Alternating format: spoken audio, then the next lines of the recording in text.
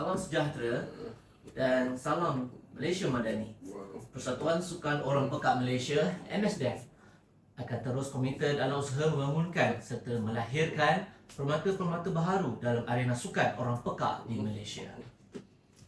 Dengan sokongan dan kerjasama pelbagai pihak, kita telah berjaya menganjurkan kejohanan badminton di Kuantan Pahang dengan penuh jayanya.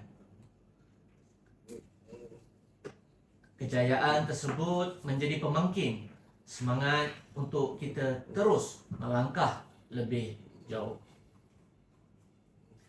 Kami tidak berhenti di situ. Kini fokus kami tertumpu kepada penganjuran kejohanan olahraga orang pekak Malaysia kali ke-6 yang berlangsung di Universiti Utara Malaysia, Sintok, Kedah.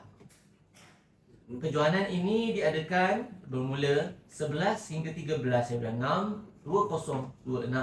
Justru para peminat sukan tanah air dialu-alukan untuk hadir memberikan sokongan.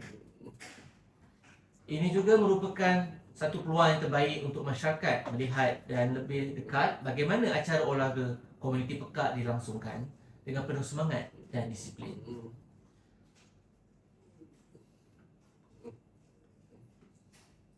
Dan seramai lebih kurang 150 orang atlet pekak akan mengambil bahagian, melibatkan penyertaan dari peringkat akar umbi hingga ke atlet dewasa. Dan sebanyak 17 acara keseluruhan bagi kategori track dan padang dipertandingkan. Dan kami yakin kejohanan ini bukan sahaja menjadi medan persaingan sihat, malah platform penting dalam membentuk atlet berkualiti serta membuka laluan ke pentas yang lebih tinggi.